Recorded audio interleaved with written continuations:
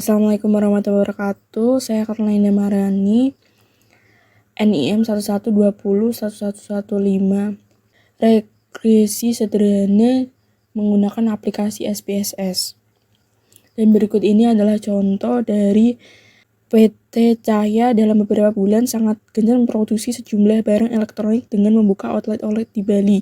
Berikut ini data mengenai penjualan elektronik dan biaya promosi yang dikeluarkan di 15 tempat di Bali. Kita telah menginputkan data-datanya pada data view. Dengan klik analis, kita pilih regression, lalu kita yang pilih linear. Kemudian, pindahkan variabel penjualan pada kolom dependent.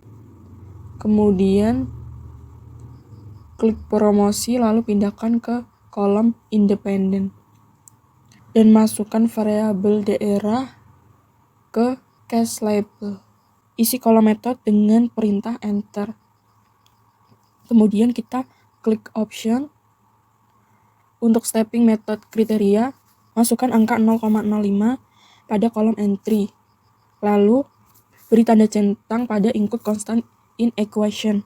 Dan pada missing value, centang include cases listwise. Kemudian, klik continue.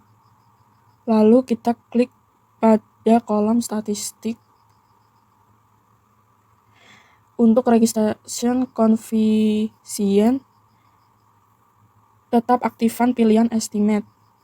Klik pada pilihan deskriptif pada kolom sebelah kanan, serta tetap aktifkan model fit. Selanjutnya, klik continue.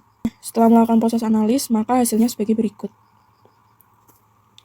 Rata-rata penjualan dengan jumlah data 15 daerah adalah 203,87 juta dengan standar deviasi 44,36 juta rupiah. Rata-rata biaya promosi dengan jumlah data 15 daerah adalah 25,40 juta dengan standar deviasi 9,657 juta rupiah. Nah, pada masalah yang pertama, apakah ada hubungan antara frekuensi biaya promosi dengan jumlah penjualan?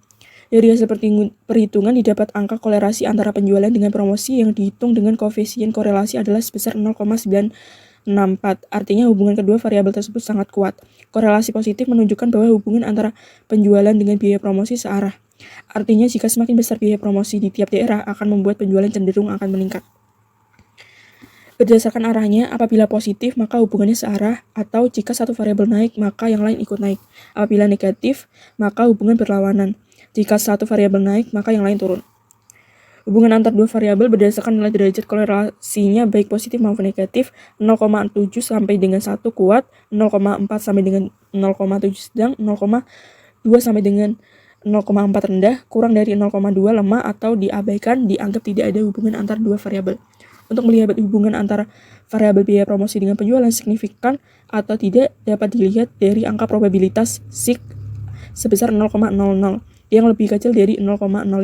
Ketentuan mengatakan jika angka probabilitas kurang dari 0,05 maka ada hubungan yang signifikan antara kedua variabel tersebut dan sebaliknya. Untuk menjawab masalah kedua, apakah kecenderungan penjualan di masa yang akan datang mengalami kenaikan atau penurunan? Untuk kepentingan tersebut, kita menggunakan angka-angka di atas pada bagian predict value. Cara melihatnya membandingkan antara data penjualan penelitian awal dengan data penjualan hasil prediksi. Jika ingin mengetahui jika cara penghitungan angka penjualan yang diprediksi, hitunglah dengan rumus Y sama dengan A tambah B X. Y ini untuk penjualan dan A untuk angka konstan dari unstandardized coefficient. Dan B adalah angka koefisien variabel biaya promosi, dan X adalah angka biaya promosi pada daerah ke N. Untuk menghitung angka biaya promosi yang diprediksi pada daerah pertama Denpasar, maka formula sebagai Y sama dengan 91,364 ditambah 4,429 dikali 25. Y sama dengan 202,089. Untuk perhitungan daerah berikutnya caranya sama. Kesimpulan yang dapat dibuat dari kasus di atas ialah hubungan antara penjualan dengan biaya promosi 0,96 atau sangat kuat, searah, dan signifikan. Pengaruh penjualan terhadap biaya promosi sebesar 93%. Pengaruh variabel lain di luar model sebesar 7%. Kecenderungan biaya promosi secara umum mengalami kenaikan atau meningkat.